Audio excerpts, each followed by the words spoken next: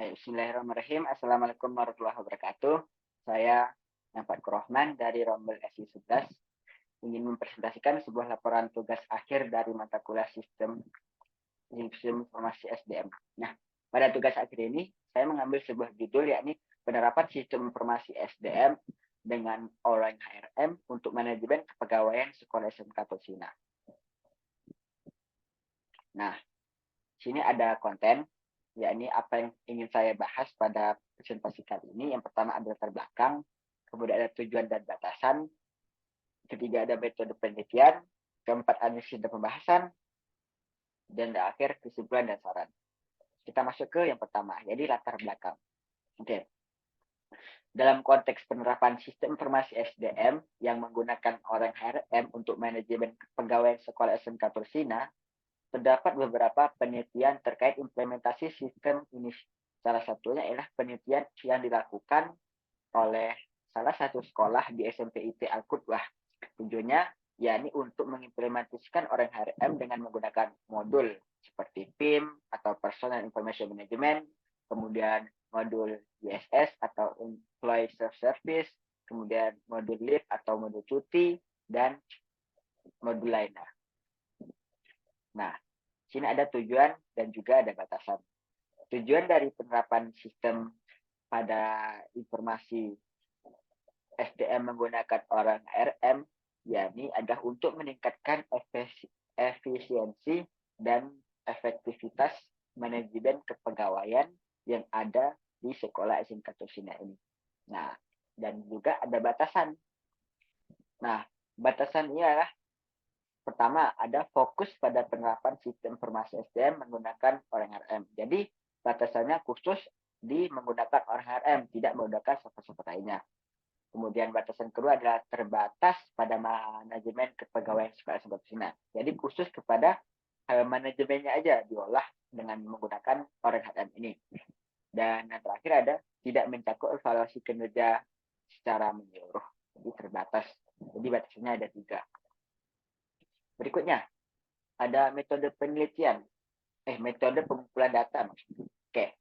Dalam penelitian ini, metode wawancara akan digunakan sebagai metode pengumpulan data. Nah, jadi pada penelitian ini saya menggunakan metode wawancara metode ini sebenarnya merupakan pendekatan yang efektif menurut saya untuk mendapatkan informasi yang mendalam dan secara langsung dengan responden. Terkait apa? Terkait penggunaan orang HRM dalam manajemen kepegawaian yang ada di sekolah tersebut. Jika sebelumnya telah menggunakan. Kemudian ada metode analisis. Nah, dalam penelitian ini, metode wawancara telah digunakan sebagai metode pengumpulan data utama. Oleh karena itu, metode analisis yang akan digunakan adalah analisis kualitatif. Analisis kualitatif ini tujuannya untuk apa sih, gitu kan? Nah, tujuannya untuk memahami dan menginterpretasikan data secara mendalam dan fokus pada makna, kemudian pada tema, kemudian pada pola, dan yang muncul di data atau dalam metode sebelumnya, metode wawancara. Nah, berikutnya ada analisis kebutuhan. Berikut ada sekitar 3 analisis yang kebutuhannya yang dibutuhkan dalam ini. Pertama ada efisiensi dan aktivitas manajemen kepegawaian. Kedua ada manfaat implementasi orang HRM ini. Dan yang terakhir ada peningkatan akurasi dan keandalan dalam kepegawaian. Termasuk ke pembahasan. Nah, dalam kegiatan ini, identifikasi kebutuhan sistem menjadi langkah awal yang penting dalam merancang dan mengimplementasikan sistem informasi SDM dengan orang RM ini. Nah, identifikasi kebutuhan di sistem dilakukan melalui sebuah proses pengumpulan dan analisis data yang melibatkan sistem pendahuluan, yang melibatkan studi pendahuluan, wawancara, kemudian observasi secara langsung di sekolah SMK Tursina ini. Jadi itu yang dibahas dalam laporan ini. Nah, kesimpulan dari laporan tugas ini dengan judul penerapan sistem informasi SDM menggunakan HRM, yakni pertama, memiliki potensi untuk meningkatkan efisiensi. Jadi potensinya ini harus ada dalam meningkatkan efisiensi yang simple gitu.